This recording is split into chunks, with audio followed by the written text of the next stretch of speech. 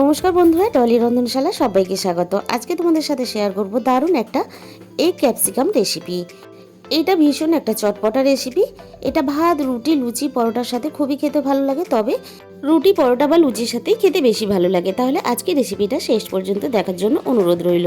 প্রথমে আমি কড়াইয়ের মধ্যে প্রয়োজন মতো তেল দিয়ে দিলাম। তেলটা খুব ভালোভাবে গরম করে নেওয়ার পরে আমি আগে থেকে সিদ্ধ করা দুটো ডিম আমি তেলের মধ্যে দিয়ে দিলাম। স্বাদ মতো দিয়ে দিলাম লবণ, আর দিয়ে দিলাম অল্প একটু কাশ্মীরি লঙ্কার গুঁড়ো। হালকা একটু নাড়াচাড়া করে নিয়ে আমি একটু ডিমগুলো লালচে করে এবার ভেজে তুলে নেব।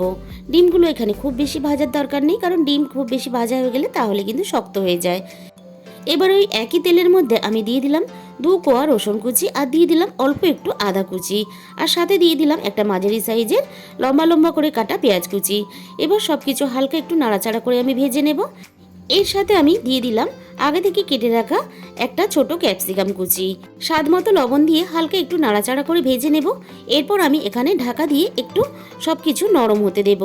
ঢাকা খুলে আমি দেখে নেব, দেখো পেঁয়াজ আর ক্যাপসিকাম খুব সুন্দরভাবে কিন্তু এখানে নরম হয়ে এসেছে। এবার একটু নাড়াচাড়া করে নিয়ে এখানে আমি দিয়ে দিলাম হাফ চামচের কম হলুদ গুঁড়ো, আর দিয়ে দিলাম হাফ চামচের মতন ঝাল লঙ্কার গুঁড়ো, আর তার সাথে দিয়ে দিলাম এখানে হাফ চামচের একটু কম জিরের গুঁড়ো, আর হাফ চামচের একটু কম ধনে গুঁড়ো। এবার ক্যাপসিকামটা মশলার সাথে একটু কষিয়ে নেওয়ার পরে এখানে দিয়ে দিলাম 2 চামচ পরিমাণ ফ্যাটানো টক দই, আর তার সাথে আমি এখানে দিয়ে দিলাম টক দইয়ের বাটি ধোয়া অল্প একটু জল। এবার খুব ভালোভাবে আমি মশলার সাথে টক দইটা আমি কষিয়ে নেব। হাতে একটু সময় নিয়ে মশলাটা খুব ভালোভাবে আমি এখানে কষিয়ে নিলাম। মশলা থেকে যখন তেল ছাড়তে শুরু করে দিয়েছে তখন কিন্তু আমি এখানে 1 কাপ পরিমাণ জল দিলাম।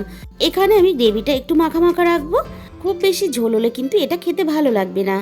এবার ডিমগুলো মশলার সাথে একটু নাড়াচাড়া করে আমি এখানে মিনিট 2-3 ফুটতে দেব। সব শেষে আমি এখানে দিয়ে দিলাম অল্প একটু গরম মশলার গুঁড়ো। বন্ধুরা, তোমরা অবশ্যই একবার এই এগ ক্যাপসিকাম রেসিপিটা বানিয়ে খেয়ে দেখো। ভীষণই একটা টেস্টি রেসিপি, আশা করি তোমাদেরও ভালো লাগবে। আজকের এই রেসিপিটা তোমাদের যদি ভালো লেগে থাকে অবশ্যই ভিডিওতে একটা লাইক করো, আর কমেন্টের মাধ্যমে জানিও, আর নিজেদের বন্ধুদের মধ্যে প্রচুর শেয়ার করো, আর আমার চ্যানেলটাকে সাবস্ক্রাইব করে নিও। তাহলে আজকে এই পর্যন্ত।